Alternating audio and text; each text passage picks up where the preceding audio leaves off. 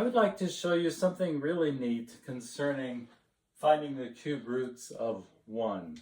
It's not the simple only one number, which is the number 1. And if you're used to the trigonometric approach to this, I'd like to show you something that's a little different. I'm going to start by assuming that the cube root of 1 is a complex number. That is, I'm going to write that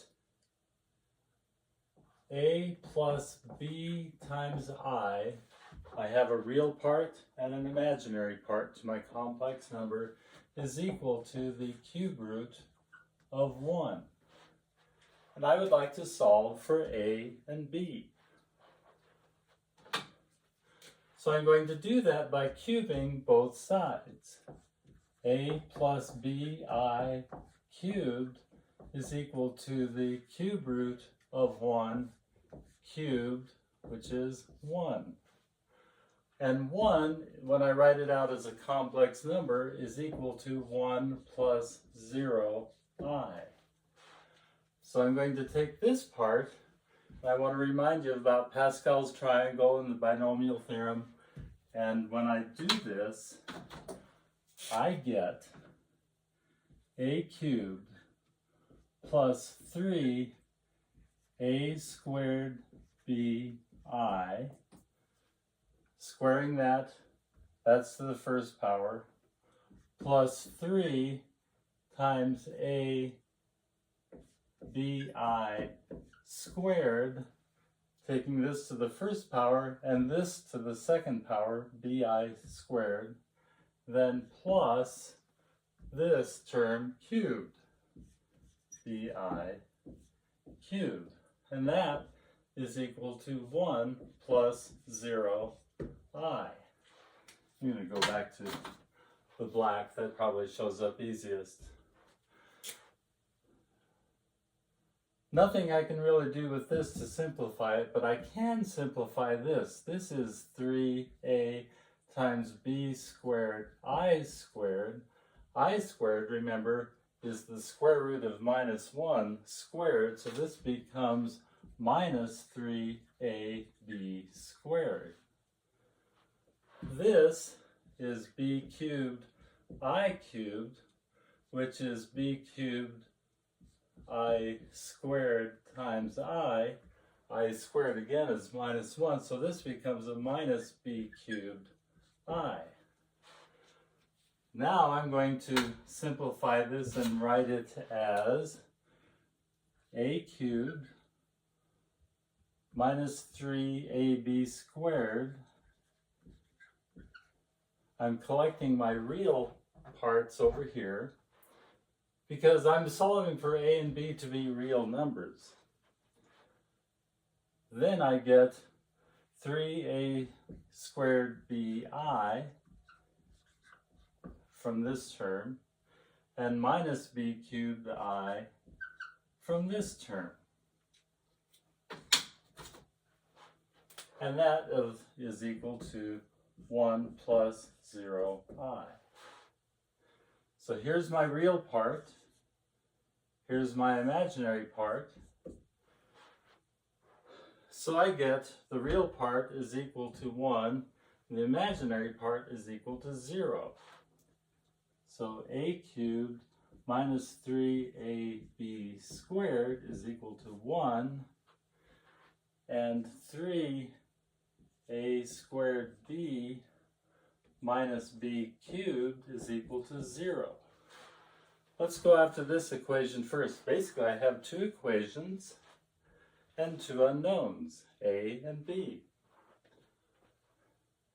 3a squared b is equal to b cubed. I'm going to divide by b. I'm going to assume in this, and if this is a possible place where I could make a mistake, I'm dividing by a number that might be 0. But I don't think it is 0 because of my assumption that the cube root of 1 is a complex number. I divide by, and I get 3a squared is equal to b squared. I'm going to now take the square root of both sides, and I get that b is equal to plus or minus the square root of 3 times a. Now I'm going to substitute that into this equation here. I have a cubed minus 3 times a times b squared. Well, let's still, for argument's sake, let's just look at the positive portion of this, not the negative for now. So I'm going to put b squared as the square root of 3 times a squared is equal to 1. I have a on the outside, a squared here. This becomes a cubed minus, do you see how the square root of 3 squared is 3? 3 times 3 is 9. This becomes minus 9a cubed is equal to 1. That means a cubed minus 9a cubed is going to be minus 8a cubed is equal to 1. A cubed is equal to negative 1/8, dividing out by negative 8. And so a, the cube root of 1/8 is 1/2. 1/2 times 1/2 times 1/2. So, and the negative, negative, negative means that a is equal to minus 1/2. Now I go back to here and I get that b is equal to the square root of 3 over 2. I hate to erase without just saying, take a picture of it, remember where we are. I have now solved for a and b, and I'm ready to write my answer, that the cube root of 1 is 1, but it's also 1/2 minus plus the square root of 3 over 2i, and it's also minus 1/2 minus the square root of 3 over 2i. Now it'd be really good if we checked our work. That's difficult to do here without a lot of numbers. But I will do it instead by showing you graphically what this looks like. Hold on.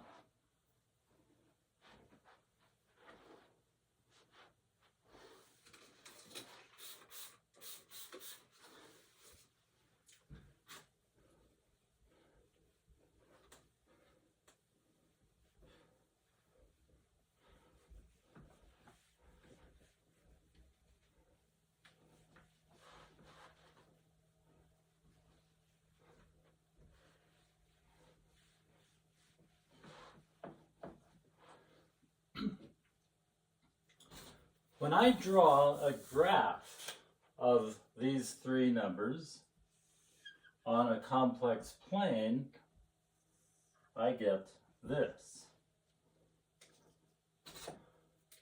The first number is 1. That's depicted by 1 plus 0i, and there it is, 1 plus 0i.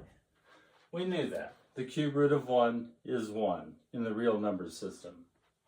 But now when I graph this, I get minus 1/2 plus square root of 3 over 2i.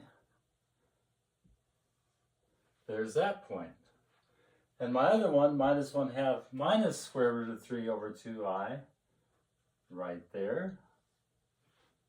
You may recall from a 30, 60, 90 triangle that those are in my points on my unit circle. And indeed, it is true that I have now 3 roots that form this pinwheel on the unit circle.